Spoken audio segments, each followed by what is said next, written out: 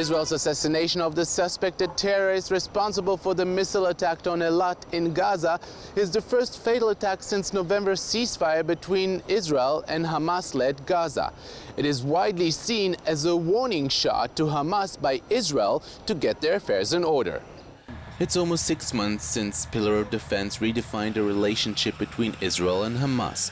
No one in Israel believed it will last, but the Middle East, as always, is full of surprises. So we convinced two of our experts to give us their insider's looks of how this very unlikely ceasefire feels like to them. In the Middle East, everything can happen. Miscalculation, or Hamas will be forced to retaliate. But all in all, I think that the basic interest of both Hamas and Israel, also of Egypt, is to continue with the ceasefire agreement, to keep the border quiet.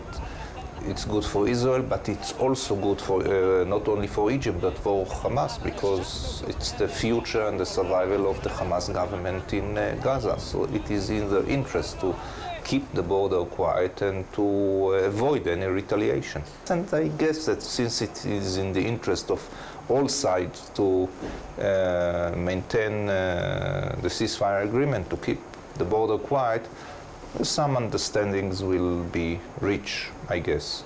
I think that the basic interest of Hamas to keep the situation stable and quiet is still strong.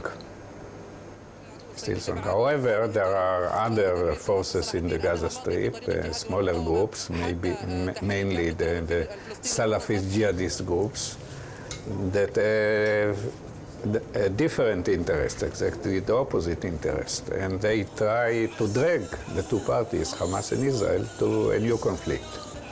That creates a very fragile situation in which there is a real risk of escalation that eventually will lead to the conflict because of a chain of reactions and counter-reactions. So I think that the two sides have to be very cautious and behave in a clever way to prevent actually doing what these small groups want them to do. Hamas had to redefine itself, especially towards its supporters in Gaza. For many years, Hamas considered itself as a resistant movement, resisting Israel, fighting Israel. Now they are part of a ceasefire agreement. They keep the border quiet. They're protecting Israel.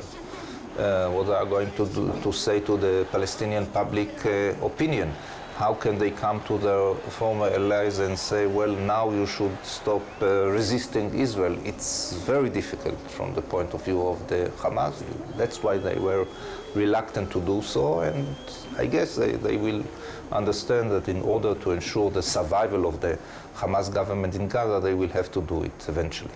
Actually, there is an internal debate within Hamas between those like the one that was actually elected as their leader recently, Khaled Mashal, that wishes actually to make a real turn in the policies of Hamas and in some way to cause Hamas join the political process with Israel, put more emphasis on political power than in use of military means, and others that are mostly concentrated in Gaza itself that don't want it because they think it will hurt their interests.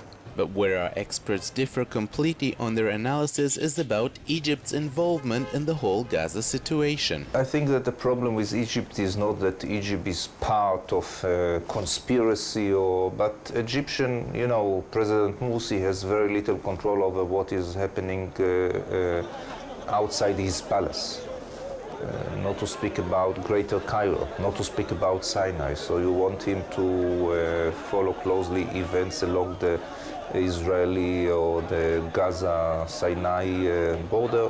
I don't think this is in the interest of Egypt. Escalation is not in the interest of Egypt, but we know the situation is in Egypt is that lack of stability, chaos and not too effective and strong government in Cairo. So it will take time, and unfortunately what we have seen under Mubarak, we see under Morsi the lack of ability of the Egyptian security forces to prevent the smuggling of weapons into Gaza.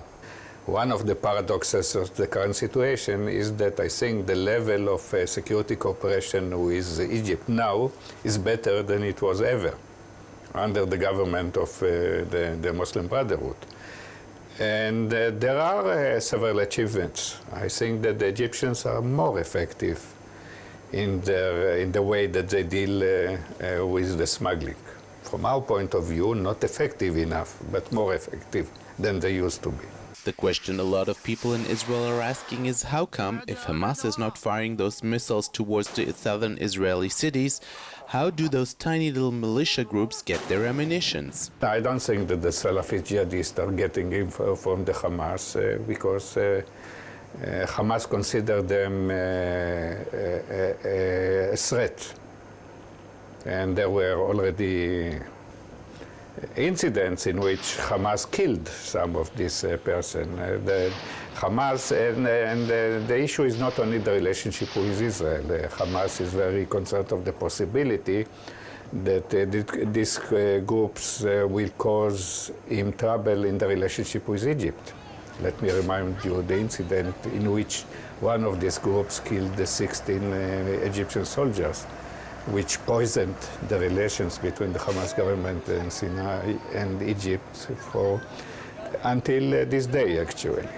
But on the other hand, Hamas and in general Palestinian governments, that was also true for Fatah government in the past, are very reluctant of fighting their own people, of a scenario of civil war.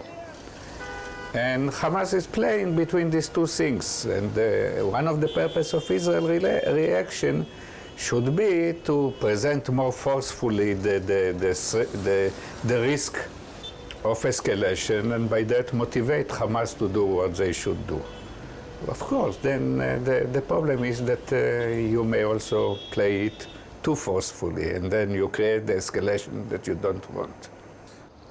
It seems that both Israel and Hamas have a strong interest to keep the ceasefire agreement intact, even though the Hamas has a tougher time explaining why they want peace with Israel to their supporters who grew up knowing the Jewish state as the greatest evil there is. For Jane 1, I'm Ron Jacobson in Tel Aviv.